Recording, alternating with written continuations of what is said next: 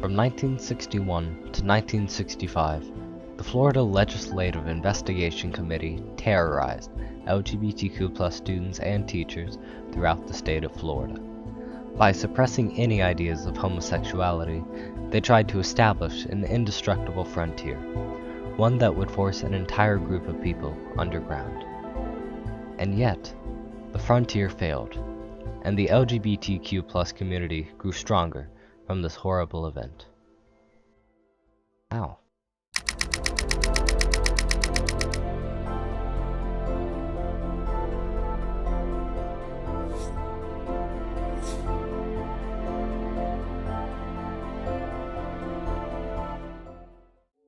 To begin to understand this situation, we have to go back in time.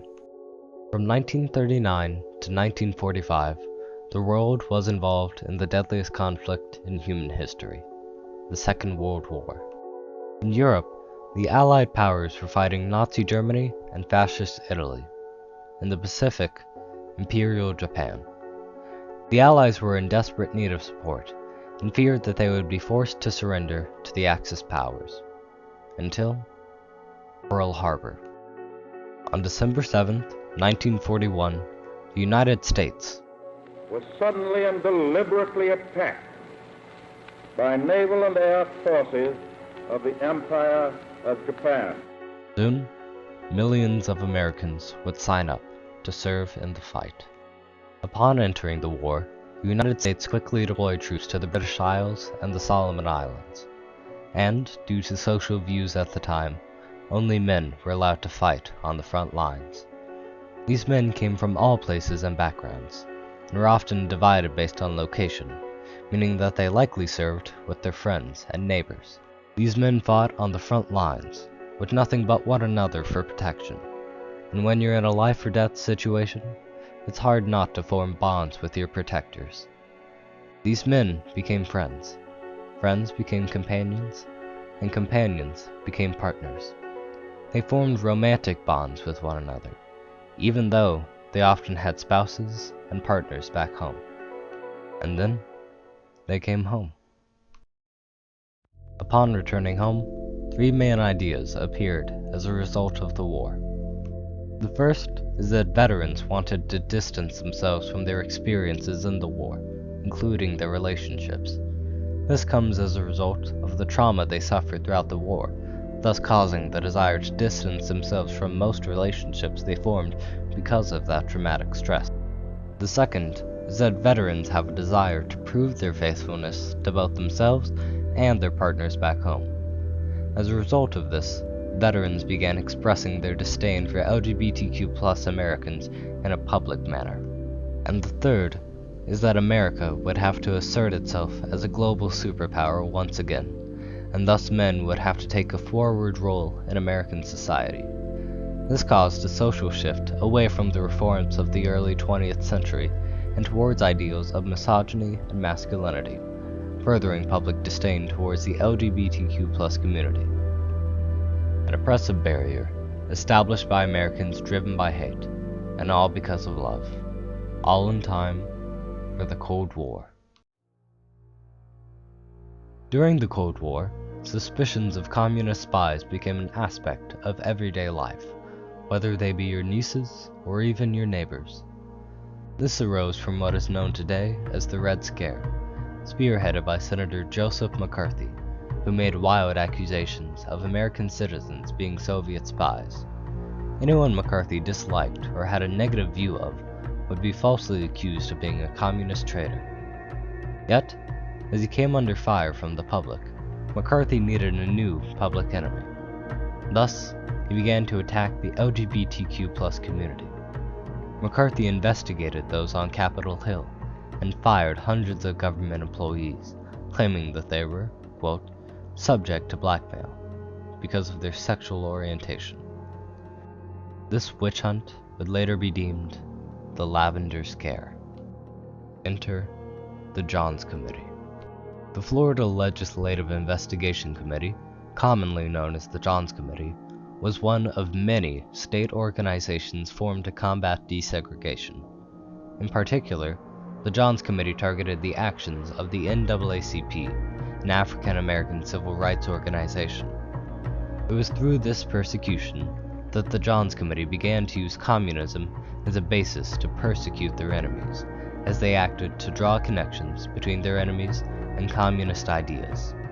Though, to the committee's disdain, their efforts to undermine the NAACP failed, and so, to continue its existence, the Johns Committee needed a new focus, and the Lavender Scare handed one right to them. Though the committee lacked any true legislative power to act on their intentions, through their sweeping investigative powers, they were able to find their enemy, and most of all, how to fight them. They claimed that LGBTQ students and faculty posed a threat to both state and national security, citing their, quote, frequency to be victimized by blackmailers. It was through this justification that the committee was allowed to persist, and thus begin their witch hunt. The committee began to interrogate individuals that they believed to be homosexuals. Often, the university's police would arrest the individual and drive them to either the dark basement of a school or a cramped motel room. The student would be given no offers of legal representation and would be given very little food and water, if any at all.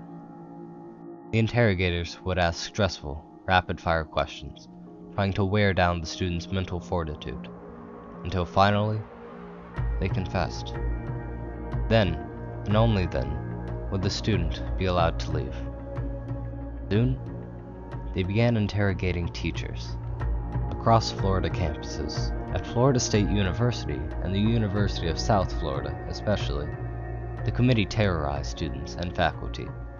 The evidence they obtained from these interrogations would be used to expel students and fire teachers, all under the pretense of national security. Later in the committee's lifespan, they began hiring informants, roommates, friends, romantic partners, anyone they could bribe into exposing suspected homosexuals. Sometimes, they would convince the university to replace one roommate with another, with the replacement being an informant. No one, not friends, not family, not partners, could be trusted so long as the Johns Committee was being funded. Though fortunately, that was all about to change.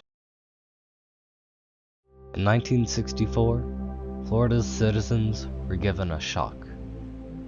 Homosexuality and citizenship in Florida, commonly known as the Purple Pamphlet, was the committee's final attempt to turn the public against the LGBTQ+ community. The pamphlet was intended to demonize LGBTQ men and contained crude and explicit content. Horrified citizens across the state called it lewd and disgusting. And yet, on the back of the pamphlet, plain and clear, was the seal of the state of Florida. Horror turned into confusion, and confusion boiled into rage. The people were furious at how their tax dollars were being used, and, revolted by the nature and content of the state-sponsored brochure, lawmakers forbid any further printing of the pamphlet and cut all funding for the committee. And, 9 years after its creation, the Florida Legislative Investigation Committee officially disbanded on July 1st, 1965. Charlie Johns, the head of the committee, passed away in 1990 at the age of 84 in Gainesville, Florida, one of the very towns he worked to terrorize. The Johns Committee is not the only organization of its kind, but it is certainly the most notorious. Through terror and fear, it established a frontier, one of oppression and discrimination. Yet, through its own hubris and desire to keep its thumb on the LGBTQ community, it brought an end to itself. People lost their education and their jobs, and yet even still, the LGBTQ community was able to celebrate the collapse of the committee. They were able to celebrate the end of a frontier and the beginning of a new era.